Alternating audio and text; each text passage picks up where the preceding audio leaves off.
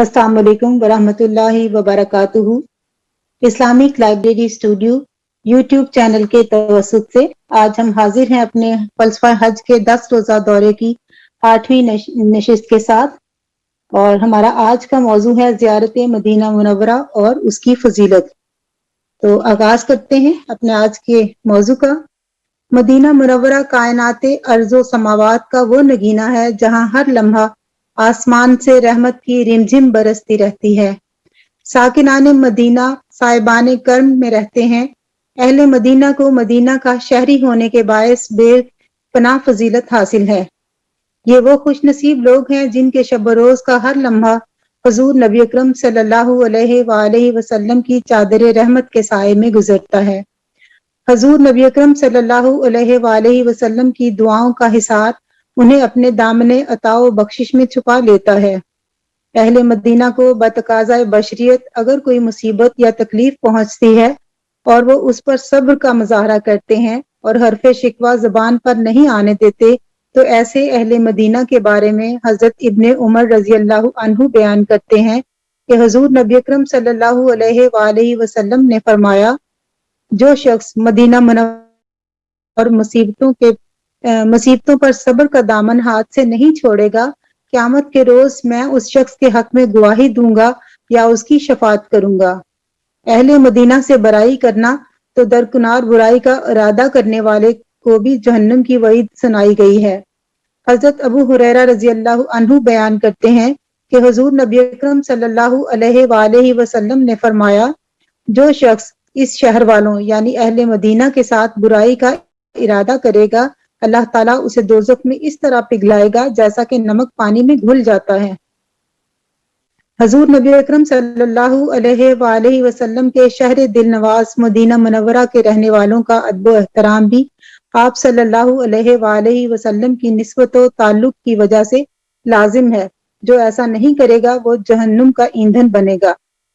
حضرت ابو ہریرہ رضی اللہ عنہ سے مروی ہے کہ حضور نبی اکرم صلی اللہ علیہ وآلہ وسلم نے فرمایا، ایمان سمٹ کر مدینہ طیبہ میں اس طرح داخل ہو جائے گا جس طرح سانپ اپنے بل میں داخل ہو جاتا ہے۔ حضرت ابن عمر رضی اللہ عنہ کا بیان ہے کہ حضور نبی اکرم صلی اللہ علیہ وآلہ وسلم نے فرمایا، جو شخص تم میں سے مدینہ میں مرنے کی طاقت رکھتا ہو وہ ایسا کرے، کیونکہ جو مدینہ میں مرے گا میں اللہ کے سامنے اس کی شہادت دوں گا۔ اب ہم پڑھیں گے کہ مسجد نبی صلی اللہ علیہ وآلہ وسلم کی تاریخ اور فضیلت کیا ہے۔ تو حضور نبی اکرم صلی اللہ علیہ وآلہ وسلم نے مدینہ منورہ میں قیام فرمانے کے بعد سب سے پہلا کام جو فرمایا وہ اس مقدس مسجد نبوی کی تعمیر ہے۔ زمین کا یہ قطعہ جہاں یہ مسجد موجود ہے 2 یتیم بچوں حضرت سہل اور حضرت سہیل کی ملکیت تھا۔ یہ دونوں بچے سیدنا اسد بن زرارہ رضی اللہ عنہ کے زیر کفالت تھے۔ اس جگہ کھجوریں خشک کی جاتی تھیں۔ حضور نبی اکرم صلی اللہ علیہ وآلہ وسلم نے بچوں سے فرمایا، یہ زمین مسجد کی تعمیر کے لیے ہمیں فروخت کر دو۔ بچوں نے بصد ادب و نیاز عرض کی، آقا یہ اراضی ہماری طرف سے بطور نذرانہ قبول فرمائیے۔ حضور نبی اکرم صلی اللہ علیہ وآلہ وسلم نے ان کی اس پیشکش کو بلا معاوضہ قبول نہ فرمایا۔ بالآخر قیمت ادا کر کے یہ زمین خرید لی گئی، جس کے لیے 10,000 دینار حضرت ابو بکر صدیق رضی اللہ عنہ نے ادا کیے۔ ربیع الاول یکم ہجری بمطابق 622 مسجد نبوی کا سنگ بنیاد حضور نبی اکرم صلی اللہ علیہ وآلہ وسلم نے اپنے دستے اقدس رکھا۔ مسجد کی تعمیر شروع کر دی گئی تو اس تعمیر میں آپ صلی اللہ علیہ وآلہ وسلم نے صحابہ کرام رضی اللہ عنہ کے ساتھ مل کر کام کیا۔ خود اینٹیں اٹھا کر لاتے اور اپنی زبان فیض ترجمان سے یہ بھی فرماتے کہ اے اللہ، آخرت کا بدلہ ہی بہتر ہے، تو انصار اور مہاجرین پر رحم فرما۔ یہ مسجد انتہائی سادگی سے تعمیر کی گئی۔ تعمیر میں کچی اینٹیں، کھجور کی شاخیں اور تنے استعمال کیے گئے۔ جب کبھی بارش ہوتی تو چھت ٹپکنے لگتی، مگر حضور نبی اکرم صلی اللہ علیہ وآلہ وسلم اور آپ کے جانثار صحابہ رضی اللہ عنہ اسی گیلی زمین پر اللہ تعالیٰ کے حضور سر بسجود ہو جاتے۔ رسول اکرم صلی اللہ علیہ وآلہ وسلم نے 10 سال تک اس مسجد میں نمازیں ادا فرمائیں۔ یہ مسجد اسلام کا مرکز قرار پائی۔ مسجد نبوی کی فضیلت متعدد احادیث مبارکہ میں بیان فرمائی گئی ہے۔ حضرت ابو ہریرہ رضی اللہ عنہ سے مروی ہے کہ حضور نبی اکرم صلی اللہ علیہ وآلہ وسلم نے فرمایا، میری اس مسجد میں ایک نماز دوسری مساجد کی 1000 نمازوں سے بہتر ہے سوائے مسجد حرام کے۔ حضرت انس بن مالک رضی اللہ عنہ سے مروی ہے کہ حضور نبی اکرم صلی اللہ علیہ وآلہ وسلم نے فرمایا، جس نے میری مسجد نبوی میں ایک نماز پڑھی اسے 50,000 نمازوں کا ثواب ملتا ہے۔ حضرت ابو ہریرہ رضی اللہ عنہ ہے کہ حضور نبی اکرم صلی اللہ علیہ وآلہ وسلم نے فرمایا، بے شک میں آخر الانبیاء ہوں اور میری مسجد آخر المساجد۔ حضرت ام المومنین عائشہ صدیقہ رضی اللہ عنہا فرماتی ہیں کہ حضور نبی اکرم صلی اللہ علیہ وآلہ وسلم نے فرمایا، میں خاتم الانبیاء ہوں اور میری مسجد انبیاء کرام کی مساجد کی خاتم ہے۔ حضرت انس بن مالک رضی اللہ عنہ سے مروی ہے کہ حضور نبی اکرم صلی اللہ علیہ وآلہ وسلم نے فرمایا، جس نے مسجد نبوی میں 40 نمازیں متواتر ادا کی اس کے لیے جہنم عذاب اور نفاق سے نجات لکھ دی جاتی ہے۔ اب ہم پڑھیں گے کہ مسجد نبی صلی اللہ علیہ وآلہ وسلم کی تعمیر اور توسیع کن ادوار میں کی گئی۔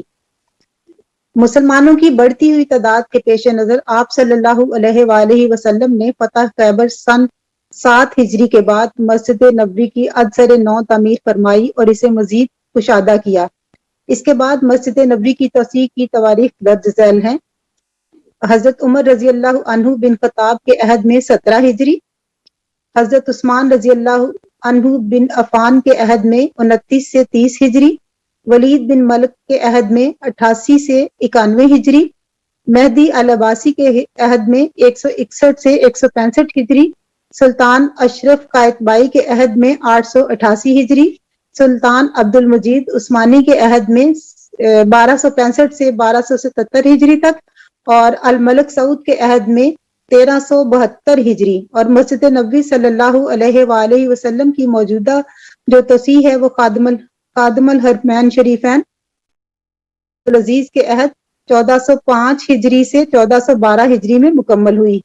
مسجد کا موجودہ توسیع شدہ رقبہ 98,500 مربع میٹر ہے۔ اس کے علاوہ چھت پر بھی نماز پڑھنے کے لیے 67,000 مربع میٹر کی جگہ موجود ہے۔ اس وقت مسجد میں عام دنوں میں 6,50,000 نمازی نماز ادا کر سکتے ہیں، البتہ حج کے زمانے میں اور رمضان المبارک کے دنوں میں یہ تعداد 10 لاکھ تک بھی ہو سکتی ہے۔ مسجد نبوی صلی اللہ علیہ وآلہ وسلم کے مشہور دروازوں کے نام: جنوبی سمت چھوڑ کر مسجد نبوی کے 3 اطراف میں پرشکوہ دیدہ زیب دروازے موجود ہیں۔ چند تاریخی دروازے جن سے متعارف ہونا ضروری ہے وہ یہ ہیں: مشرقی جانب باب جبرائیل علیہ السلام، باب النساء اور باب البقیع، باب جنازہ مغربی جانب، اور باب الاسلام، باب ابو بکر رضی اللہ عنہ، اور باب رحمت، اور باب سعود، اور شمالی جانب باب عثمان رضی اللہ، اور باب مجیدی، اور باب عمر رضی اللہ۔ مسجد نبوی میں داخل ہونے کی دعا کیا ہے؟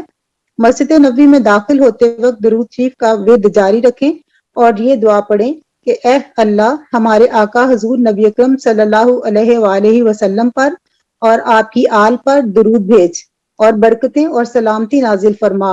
اے اللہ میرے گناہوں کو بخش دے اور میرے لیے اپنی رحمت کے دروازے کھول دے۔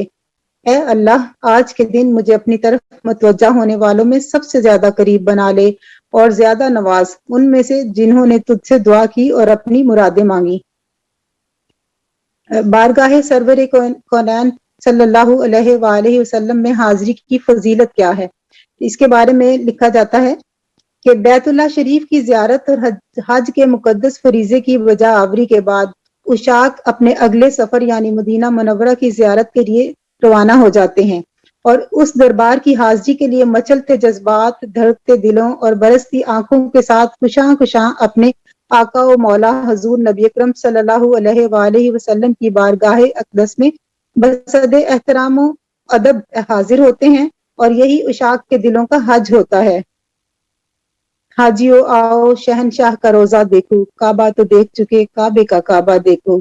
بارگاہ سرور کونین صلی اللہ علیہ وآلہ وسلم میں حاضری کی فضیلت حضور نبی اکرم صلی اللہ علیہ وآلہ وسلم کی احادیث مبارکہ کی روشنی میں کچھ یوں ہے کہ حضرت عبداللہ بن عمر رضی اللہ عنہما سے مروی ہے کہ حضور نبی اکرم صلی اللہ علیہ وآلہ وسلم نے فرمایا، جس نے میری قبر کی زیارت کی اس کے لیے میری شفاعت واجب ہو گئی۔ حضرت انس بن مالک رضی اللہ عنہ سے مروی ہے کہ حضور نبی اکرم صلی اللہ علیہ وآلہ وسلم نے فرمایا، جس شخص نے خلوص نیت سے مدینہ منورہ میں حاضر ہو کر میری زیارت کا شرف حاصل کیا، میں قیامت کے دن اس کا گواہ ہوں گا اور اس کی شفاعت کروں گا۔ حضرت عمر رضی اللہ عنہ سے نے حضور نبی اکرم صلی اللہ علیہ وآلہ وسلم کو یہ فرماتے ہوئے سنا کہ جس نے میری قبر، یا اکثر راوی لکھتے ہیں کہ آپ صلی اللہ علیہ وآلہ وسلم نے فرمایا، میری زیارت کی، میں اس کا شفیع یا گواہ ہوں گا، اور کوئی دو حرموں میں سے کسی ایک میں فوت ہوا، یعنی اللہ تعالیٰ کے گھر میں یا پھر مسجد نبوی میں، تو اللہ تعالیٰ اسے روز قیامت ایمان والوں کے ساتھ اٹھائے گا۔ حضرت عبداللہ بن عمر رضی اللہ عنہما سے روایت ہے کہ حضور نبی اکرم صلی اللہ علیہ وآلہ وسلم نے فرمایا، جس نے حج کیا پھر میری وفات کے بعد میری قبر کی زیارت کی تو گویا اس نے میری زندگی میں میری زیارت کی۔ سبحان اللہ۔ حضور نبی اکرم صلی اللہ علیہ وآلہ وسلم کی بارگاہ اقدس میں حاضری کے کیا آداب ہیں؟ حضور نبی اکرم صلی اللہ علیہ وآلہ وسلم کی بارگاہ اقدس میں حاضری کے آداب یہ ہیں کہ جب شہر نبی صلی اللہ علیہ وآلہ وسلم میں داخلے کا وقت آئے تو زائر مدینہ جو ہیں وہ غسل اور وضو کریں، اچھی سے اچھی پوشاک پہنیں، نوافل ادا کریں، توبہ کی تجدید کریں اور پیدل چلتے ہوئے اندر داخل ہوں، اور اپنے آپ کو تصویر عجز بنا لیں کہ وہ شہنشاہ کونین صلی اللہ علیہ وآلہ وسلم کے دربار اقدس میں حاضری کی سعادت حاصل کر رہے ہیں۔ علامہ ابن قیم الجوزیہ نے اپنے شہرہ افاق القصیدہ المغنیہ میں زیارت نبی صلی اللہ علیہ وآلہ وسلم کے آداب بیان کیے ہیں۔ وہ کہتے ہیں کہ جب ہم ہوں تو سب سے پہلے 2 رکعت نماز تحیت المسجد ادا کریں، پھر باطناً و ظاہراً انتہائی عاجزی و انکساری کے ساتھ حضوری کی تمام تر کیفیتوں میں ڈوب کر قبر انور کے پاس کھڑے ہوں۔ یہ احساس دل میں جاگزیں رہے کہ حضور نبی اکرم صلی اللہ علیہ وآلہ وسلم اپنی قبر انور میں زندہ ہیں، سماعت بھی فرماتے ہیں اور کلام بھی فرماتے ہیں، بس وہاں کھڑے ہونے والوں کا سر ادباً و تعظیماً جھکا رہے۔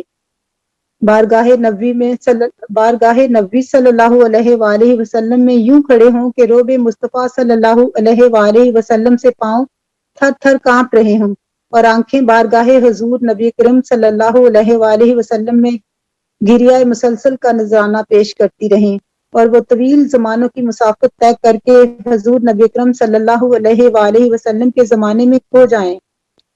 پھر مسلمان حضور نبی اکرم صلی اللہ علیہ وآلہ وسلم کی بارگاہ میں وقار و ادب کے ساتھ ہدیہ سلام پیش کرتے ہوئے آئے، جیسا کہ صاحبان ایمان و صاحبان علم کا شیوہ ہے۔